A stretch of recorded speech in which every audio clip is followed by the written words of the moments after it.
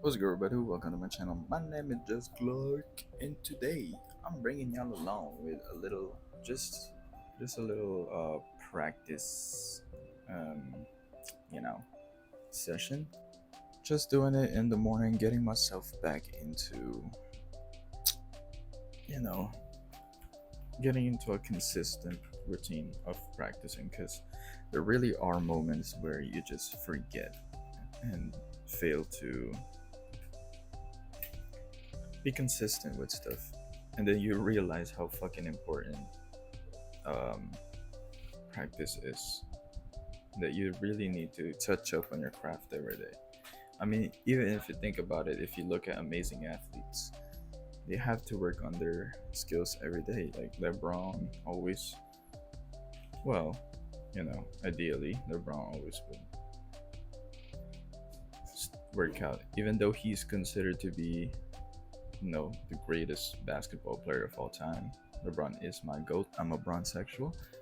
He still works on his game every single day. He still studies the game. So, I mean, if that man, considered to be the greatest basketball player of all time, would still work on his craft every day as if he's still just a beginner, then what about me? What about you?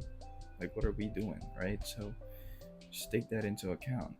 It's very, very important. If you want to maintain greatness, you need to continue doing what greats do. So right now, the way I'm studying or practicing rather drawing figures is I'm taking poses, but I'm not just copying the poses directly. I'm making stylized figures that's more anime style. I mean, obviously, it depends on the character that you're drawing. Also, are they like Josh Kose? Uh, are they a MILF? Are they a lolly? Type shit like that, right? But it's important to be, when you're doing sketches or even just practicing, because practice builds up habits, right? So you need to understand that the way you practice is the way you perform. And I'm being very sensitive about volumes and the shapes that I use. That way, when I'm sketching, say I'm drawing a character, take a character from Blue Archive. If I grab a reference of a person, of a model, and they're massive, I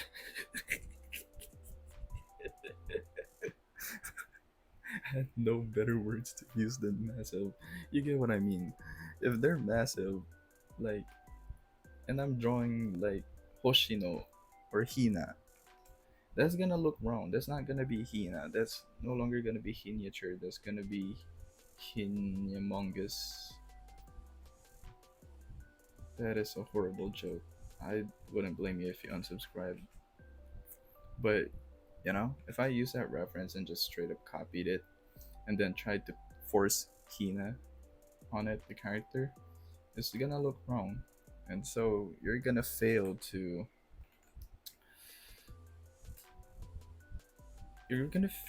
make a good illustration of Hina. Because that's not the Hina that we know.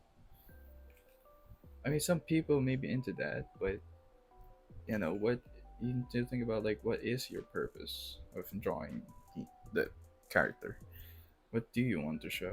And if you wanted to show Hina being cute and all that, and if you love lollies, then why would you draw Hina other than a lolly? Because she is a lolly. So essentially, you need to be sensitive about when you make a sketch and say you're drawing the character. You need to be aware of their build, because you want to get that right. If your purpose is drawing the character, right, and emphasize things that you love about that character, and more than likely, other people also love those things about that character. Now, if you take that same model and you draw, say, Kaho, then that would work because Kaho has that build, but not Hina. So being sensitive about those um, certain aspects and practicing the ability to get a pose and then put the character onto that pose is something that you want to be able to practice.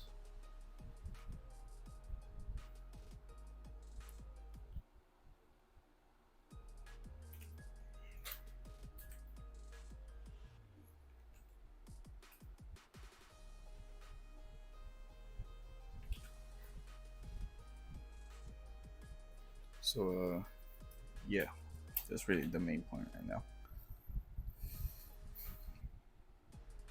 It's very, very easy and comfortable for us to say we're doing some figure drawing, right? But then we grab a reference and then we just straight up copy everything. We copy the pose, we copy the volumes, and all that.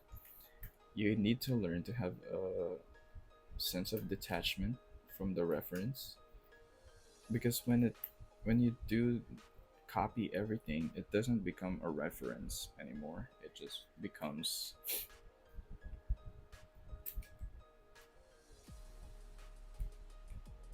uh, it kind of becomes the subject eventually, right? It doesn't really become a reference anymore. You're just kind of copying it and pasting with extra steps. Now this one though, um, oh yeah, okay, maybe I should still stick with like the cutesy anime style because it's easy enough to copy everything, but stylizing it is takes extra mental work and also forces you to stay away from that. It's a bad habit, honestly, for me personally. I just end up copying everything, and then things start to look off. Because then I look back at my drawing and I realize, wait a minute, this doesn't really feel like the character that I wanted to draw. So now I have to adjust a bunch of things, and it's not fun. It's not fun. It doesn't make drawing any more fun. Problem solving can be fun because it is rewarding to have problems and solve them. But when you realize that you there are certain problems that are actually avoidable, that are actually in your control to not have, and then you still make them, that's not the fun kind of problem. The fun kind of problems is like figuring out um, what lighting is good, what lighting will work for the illustration, or what poses should the character be in, or figuring out the expressions. Those kind of problems, you know, they're not necessarily like out of your control, but they're not really something that you can avoid. And so it just becomes a fun part of the process instead of an actual problem.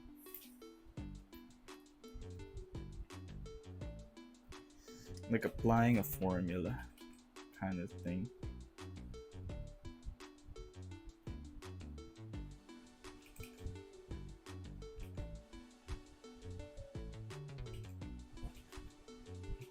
Another thing is when you feel lost and then you look back at your reference, which is something that's happening to me right now. You look back at your reference, you feel lost, and then you can kind of resort to just copying what you're seeing, which doesn't always, match what you're drawing. So that can also become kind of a pitfall with sketching.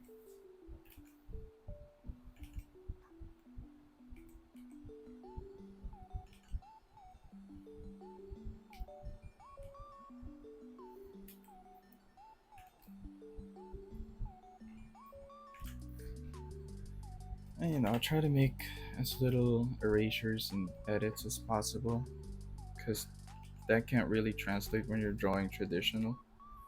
But sometimes, it's part of the learning process, anyways. It's just a uh, tool to help me learn. Because even though I have those abilities to like select, cut, paste, or move things around, I'm still figuring out problems and solving them. I'm still seeing, I'm still training my eye to detect like, is something wrong, or if I ever come across a certain mistake, how will I be able to correct that? Still need to, you know, that's still part of the learning.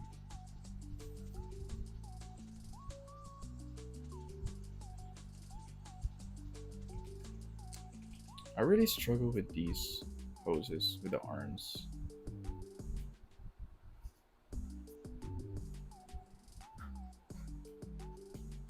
We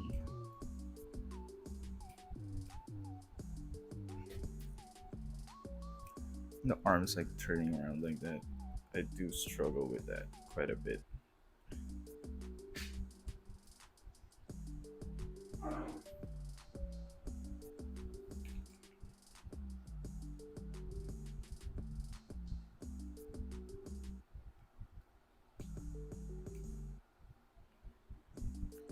And from the references, it's supposed the elbow here is supposed to be higher. So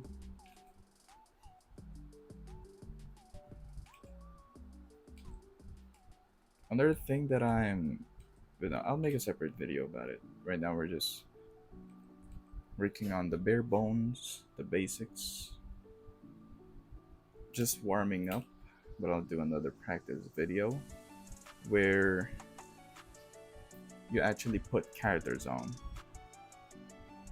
So in terms of say basketball, this is the shoot around, this is the drills, and practicing drawing, putting a character on, should I say, would be like a scrimmage. Or in boxing, right now we're doing bag work, maybe even pads, hitting pads with a trainer. But later, putting the character on, that's sparring. So it's a simulation of a real fight, a real game, simulation of a real drawing. And I make a lot of sports references because I'm an athlete. I used to train basketball every day, much more so than drawing back in high school. And I really started seriously practicing drawing back in 2020. I'm pretty sure because COVID, essentially when COVID happened and we all got stuck at home, and I had nothing else to do except draw. Because it's not even, it wasn't even like a way to not be bored. I think it was, drawing has been a passion for me for ever since I was a kid. So it wasn't really something that I just did out in a whim. I would see it more as, my passion coming back and leading me to where I am right now. So, you guys would like to hear more about my journey, maybe I can, if you let me know, because I don't want to just be yapping unsolicited.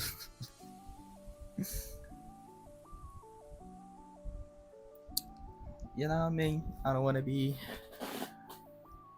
just telling you my life story without y'all asking. But if y'all are curious and want to hear about it, then I can go talk about it. Ugh. Why it started to sound like Butters? Okay, let me do one more.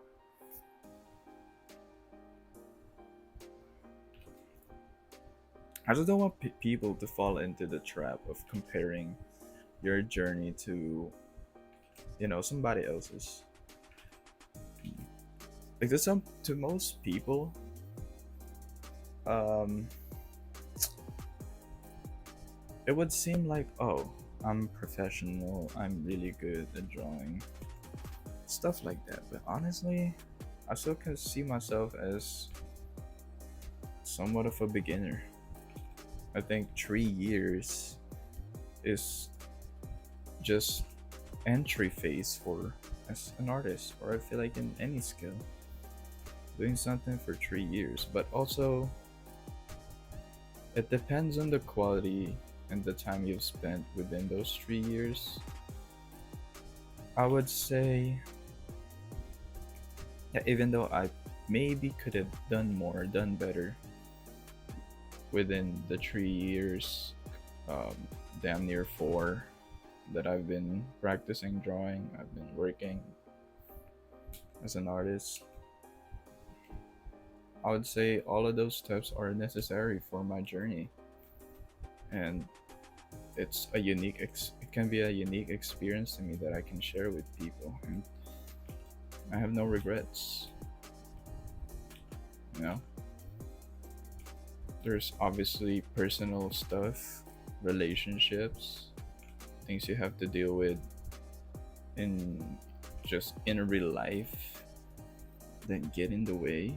And I think if I start comparing myself to other people, I'm forgetting about the things that I had to deal with, and perhaps they had to deal with, or the price they had to pay for wherever they're at right now. Because we all pay a price.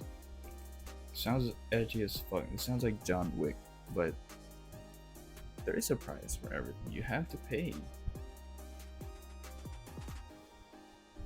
You have to pay the price of spending time, a lot of time, on a craft if you want to get good at it. That is a price you have to pay. And will you be willing to pay? You have not just time. You're gonna have to pay, mentally with it too. Drawing is very mentally taxing. Art is very mentally taxing. That's why sometimes it's, harder to actually get into art than you think. Especially when you get um, deeper into really wanting to understand your work or who you are. It takes that. Maybe I'm overcomplicating things. Maybe I'm romanticizing it. I don't know, but I haven't really seen much people talk about this. But when you really want to get deep into art, and not just any art, but your art, there's a lot of things that you have to face within yourself and understand about yourself. You really need to explore who you are. Because you can just, follow trends, you can just copy um, other artist styles, and that's fine. Maybe you can live with that. Maybe you're comfortable with that, and you can make something out of that. That doesn't make you any less, you know, that doesn't make you any less of an artist than anybody. But just for me personally, it's been something. There's those have been thoughts that have been lingering in my mind for a pretty long time,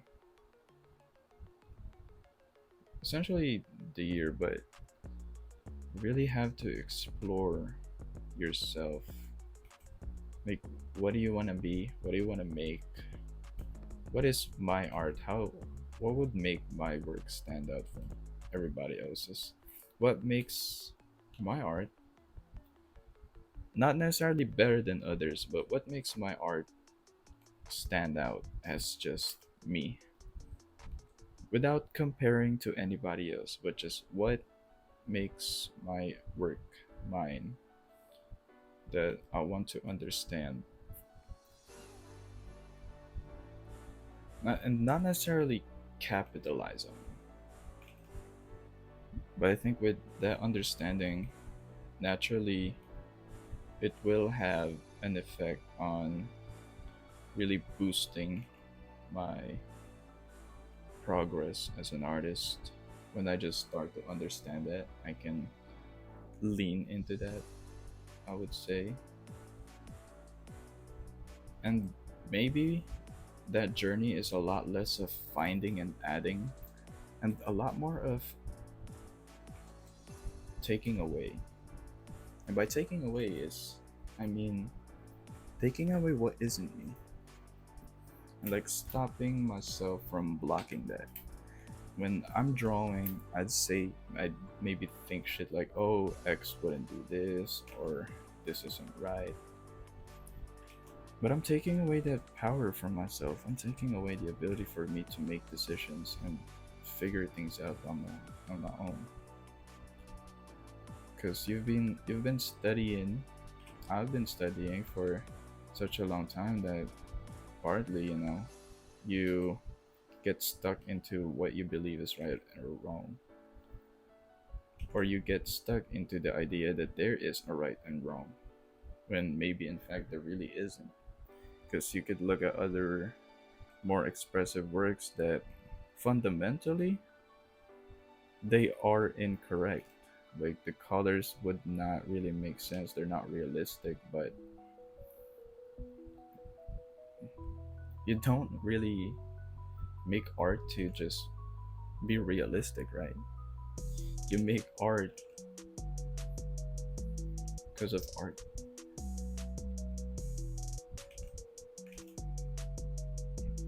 You make art as an expression.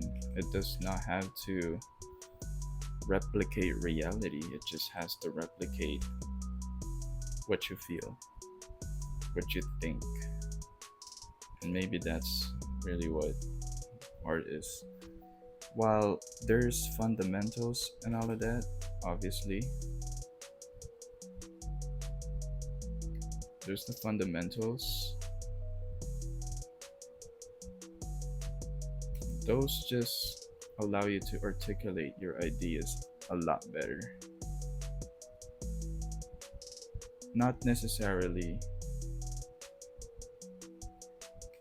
they're not necessarily like laws. They're not like gravity. They're more like, um, I don't know how I would really. They're more like theory. I would say.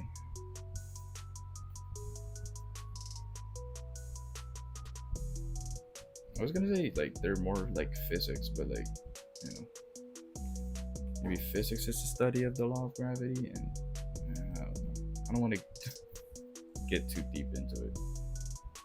But yeah. Anyways, hope you guys enjoyed this video. I'm just gonna finish up this sketch because I gotta leave in a little bit. But yeah, just started yapping about stylization, and now I got deep into talking about art and stuff. But yeah, I mean, those are the good yapping sessions, right? Just talk about shit. Anyways, hope you guys enjoyed this video. Hope you guys got something out of it. If you have any questions, if you have any thoughts, leave a like and leave a comment down below. And I will see y'all in the next video. Hope you guys enjoyed those sketches. Whether it's me yapping or just seeing a practice session. I hope you guys enjoyed this video. Just a little bit. So let me just fix the faces.